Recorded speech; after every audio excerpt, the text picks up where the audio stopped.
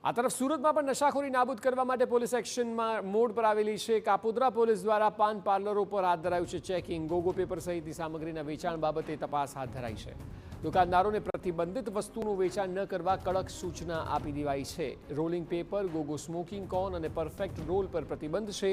મહત્વનું છે કે રાજ્યના યુવાઓમાં નશાની આદત રોકવા માટે રાજ્ય સરકાર દ્વારા મહત્વનો નિર્ણય લઈ રોલિંગ પેપર, ગોગો સ્મોકિંગ કોન અને પરફેક્ટ રોલ જેવી વસ્તુઓ પર પ્રતિબંધ મૂકવામાં આવ્યો છે। તે મુજબ રાજ્યના તમામ પાન પાર્લર, ચાની દુકાનો અને કરિયાણાની દુકાનોમાં આ વસ્તુ રાખી નહીં શકાય। તેમાં ટાઇટેનિયમ ડાયોક્સાઇડ અને પોટેશિયમ નાઇટ્રેટ જેવા ઝેરી પદાર્થો હોવાથી પ્રતિબંધ મુકાયો છે। આ જાહેરનામાનો ભંગ કરનાર વ્યક્તિ સામે બીએનએસની કલમ 223 મુજબ કાર્યવાહી કરવામાં આવશે। તો આપે અમદાવાદના દ્રશ્યો જોયા, ત્યારબાદ આપે રાજકોટના જોયા અને હવે આપ જોઈ રહ્યા છો સુરતના દ્રશ્યો। એટલે શહેરો અલગ અલગ છે, પરંતુ રાજ્યભરમાં ગોગો પેપર વેચનારાઓ વિરુદ્ધ તવાઈ બોલાવાઈ છે।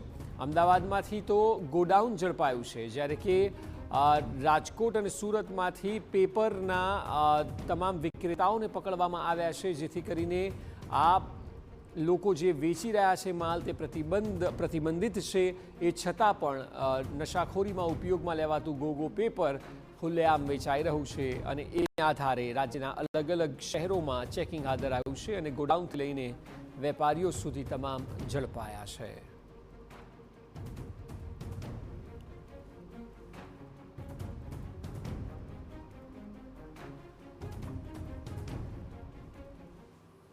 દિવસથી જે રીતે ગોગા પેપર ઉપર સતત પોલીસ કાર્યવાહી કરી રહી છે અને ટીવી9 દ્વારા પણ જે રીતે ઓનલાઈન જે ગોગા પેપર છે સરળતાથી મળી રહે છે તેનું સ્ટિંગ કર્યું હતું, ને ત્યારબાદ ગુજરાત સરકારનું ગૃહ વિભાગ દ્વારા જે હરકતમાં આવી અને આખરે જે એક જાહેરનામું બહાર પાડ્યું છે ગુજરાતના ગૃહ વિભાગ દ્વારા, જે રીતે ગોગા પેપરનું વેચાણ ઉપર પ્રતિબંધ મૂકવા માટેની જે વાત છે, ત્યારે જોઈ શકાય છે કે સુરતની અંદર અલગ અલગ જે મોટા પ્રમાણમાં જે મોટા જે ગલ્લાઓ છે ત્યાં પોલીસ દ્વારા વહેલી સવારથી જે ચેકિંગ છે હાથ ધરવામાં આવ્યું છે। અત્યારે જોઈ શકાય છે કે કાપોદ્રા પોલીસ દ્વારા અત્યારે અલગ અલગ જે નાના મોટા જે ગલ્લાઓ છે ત્યાં ચેકિંગની જે કામગીરી છે તે કરવામાં આવી રહી છે, કારણ કે ગુજરાતના ગૃહ વિભાગ તરફથી આ રીતની જે સૂચના આપવામાં આવી છે। ગોગા પેપર છે, અલગ અલગ નશીલા પદાર્થોની અંદર જે પેપરો જે યુઝ થઈ રહ્યા છે તેનું જે વેચાણ ન કરવા માટેની જે સૂચનાઓ છે તમામ ગલ્લા ધારકોને જે આપવામાં આવી રહી છે।